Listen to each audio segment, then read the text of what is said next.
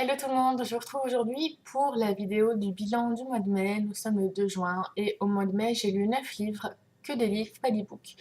Ce qui m'a fait quand même bien descendre ma pile à lire. D'ailleurs, il faudrait que je fasse un petit comptage pour savoir où j'en suis. Donc, on commence tout de suite le résumé de mes livres. Le premier livre que je dois vous présenter, je ne l'ai pas puisque je l'ai prêté. Il s'agit de L'épopée du perroquet de Kerry Reich aux éditions Piment, donc de chez France Loisirs. Alors, c'était un livre très frais qui permet de voyager. C'est un road trip dans lequel on découvre Maëve, une jeune femme de 25 ans qui décide de s'assumer et qui a pour objectif de rejoindre Los Angeles et une de ses amies pour trouver un boulot et vivre là-bas. Sauf que lors de son parcours, sa voiture va tomber en panne, ça va engendrer de grosses réparations et pour ça, il va falloir qu'elle travaille. Et elle va trouver un petit boulot dans le village des coins perdus, donc elle va y passer un bon moment. On va rencontrer tous les gens, les liens qu'elle tisse avec eux, etc. Sa partie à Los Angeles également. C'est un livre que j'ai adoré les personnages, très très bien travaillés, très approfondis. Je vous le recommande très chaudement.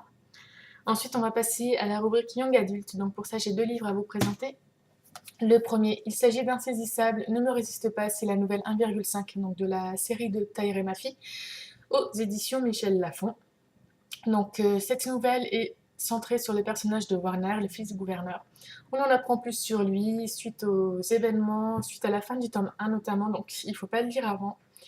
Euh, Évidemment, puisque de toute façon c'est le 1,5, c'est pas forcément marqué dessus, c'est surtout marqué un hors-série, mais voilà. Donc ça m'a permis d'en savoir plus sur lui, de l'apprécier un peu plus que ce que je l'avais découvert à travers le tome 1 et 2. Et voilà, il me tarde de relire le reste de la série avant d'attaquer le tome 3. Ensuite, j'ai lu L'épreuve de James Dashner aux éditions Pocket Jeunesse, donc c'est de la young adult science-fiction. Bon, il n'y a plus trop besoin de le présenter parce que beaucoup de lecteurs l'ont lu ou veulent le lire. Le film est adapté au cinéma en ce moment, il devrait sortir l'année prochaine je crois, ou en fin d'année, je sais plus bien. Donc ça raconte l'histoire d'un jeune garçon de 16 ans qui se retrouve coincé dans un monde qui est loin de la Terre apparemment. Il a atterri dans cette... comment ça s'appelle? Dans ce cube en fait, à travers un ascenseur qui monte à travers on ne sait pas combien de mètres.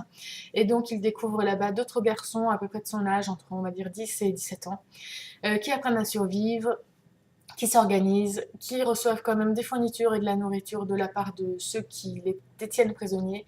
Et ils vont devoir trouver une issue à ce labyrinthe qui est vraiment truffé de gros dangers et de monstres qui ne sont pas très reluisants ni affectueux. Ensuite, j'ai lu en Urban Fantasy un livre, donc il s'agit du tome 5 de Mercy Thompson, Le Grimoire d'argent de Patricia Briggs aux éditions Milady, un tome que j'ai adoré. Dans ce tome-là, Mercy est vraiment proche de Samuel et de son loup, également d'Adam. On revoit un petit peu plus les liens de meute, les conflits, etc. Et au niveau de l'intrigue, ça tourne autour des failles. J'ai beaucoup apprécié ce tome. J'avais moins aimé le tome 4 et là j'ai à nouveau replongé dans l'écriture de Patricia Briggs que j'aime tant à travers notamment son autre saga, donc Alpha et Omega. Ensuite, j'ai lu en science-fiction L'une rêve, l'autre pas. Donc ça, je vous en avais un peu plus parlé dans ma vidéo du challenge Weekend à 1000 et du ebook a day. Donc c'est une nouvelle éditée chez ActuSF qui raconte l'histoire de deux jumelles dont l'une des deux a été modifiée génétiquement et qui n'a pas besoin de dormir les nuits, donc elle en profite pour apprendre, etc. C'était vraiment le souhait de son père, qui est quelqu'un pour qui la réussite est très très primordiale. Et en fait, lors de la grossesse, ils vont se rendre compte qu'un deuxième embryon est là et que le deuxième bébé est quelqu'un de tout à fait normal, d'humain comme nous, on va dire, qui a besoin de son cycle de sommeil, etc. Donc on va voir un petit peu la vie des deux jeunes filles jusqu'à peu près une trentaine d'années. Donc c'est une nouvelle qui est assez courte, elle fait 150 pages. C'est très bien écrit, on n'est pas perdu par rapport au changement d'époque et d'âge. Et on voit vraiment la distinction entre les deux et ça nous fait beaucoup réfléchir au niveau de l'individualisme, l'appartenance à un groupe, l'acceptation de l'autre, etc. Ensuite, j'ai lu en jeunesse le tome 1 de Phénomène d'Eric Lhomme. Donc Eric Lhomme, c'est un auteur que j'adore, notamment son humour qui me fait vraiment beaucoup rire. Je suis vraiment bon public avec ça. J'avais adoré Jasper dans dans A comme association, là, on retrouve un petit peu un humour un peu pourri chez un des 4 personnages principaux, donc 4 adolescents qui sont enfermés dans un hôpital psychiatrique et qui vont s'enfuir lorsque leur docteur préféré se fait kidnapper et ils vont partir donc à sa recherche et vont être entraînés dans une quête et devoir résoudre des énigmes assez farfelues, bien recherchés, etc. Donc voilà. Et pour finir, ils vont se rendre compte que ces 4 enfants ne sont pas faux, ils sont simplement dotés de pouvoirs hors du commun. Voilà, je vous invite vraiment à le découvrir si vous aimez La Plume d'Eric Lhomme. Voilà, si vous avez des enfants aussi de 10-13 ans qui veulent découvrir un petit peu des lectures très sympathiques d'auteurs français, je vous recommande aussi cet auteur, que ce soit pour Phénomène, pour le livre des étoiles ou pour A comme association. C'est vraiment un auteur avec qui on passe un agréable moment. Ensuite, je vais vous présenter 2 livres d'un point de vue historique. Donc le premier, c'est Le Papillon de Siam de Maxence Fermine, que je vous avais également présenté lors du Challenge A Book a Day. Donc ça raconte l'histoire de l'explorateur Henri Mouhot, qui a découvert en fait la cité d'Angkor, qui a été le premier explorateur à avoir été publié. Et c'est grâce à lui en fait que la cité d'Angkor a été célèbrement connue. Et que derrière ça, de nombreux explorateurs et archéologues sont partis fouiller les ruines. Donc on découvre toute sa vie, depuis son adolescence jusqu'à sa mort. Et vraiment, j'ai passé un excellent moment. Tout est bien écrit, bien décrit. J'ai découvert beaucoup de choses en dehors de l'explorateur de l'époque. Donc ça se passe dans les années 50-60. Et donc on a un peu tout, pas mal de noms qui ressortent comme, je sais plus, Maguire, je crois, ça y est, je sais plus. J'ai perdu son nom de famille, mais c'est celui qui a créé le premier appareil photo. On découvre d'autres explorateurs, etc. Donc vraiment un super livre à lire si vous voulez découvrir comment la cité d'Angkor a été découverte. Et un deuxième livre historique, mais un peu plus classé en fantastique également, il s'agit du Bal des Louves de Mireille Calmel, le tome 1 La Chambre maudite aux éditions Pocket, que j'ai lu donc et terminé en début de semaine.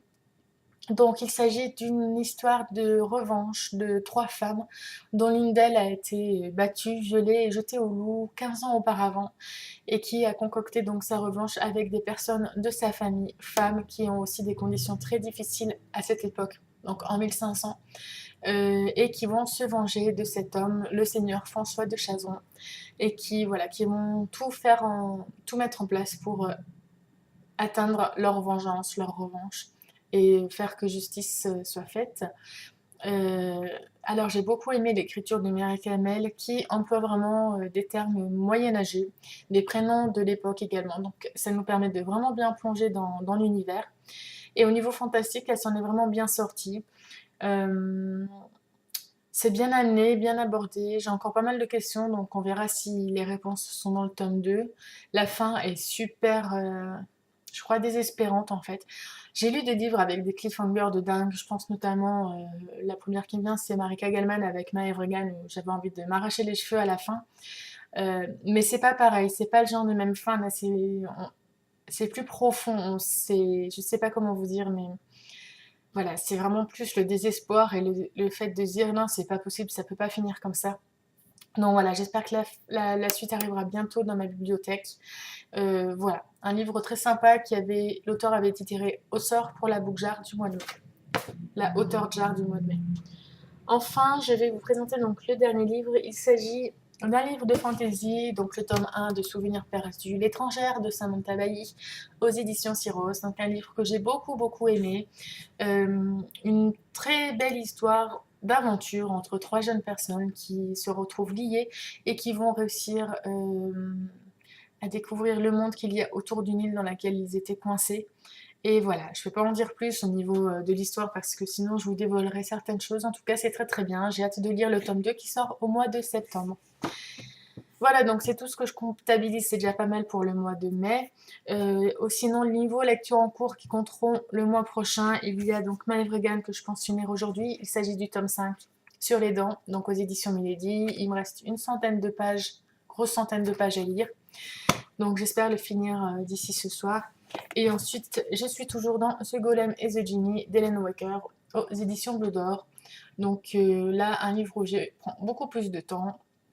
Voilà, que je lis en lecture commune donc avec Ingrid Corée et on verra. On prend notre temps pour le lire, c'est quand on peut se retrouver toutes les deux et voilà, qu'on arrive à se lire un ou deux chapitres ensemble.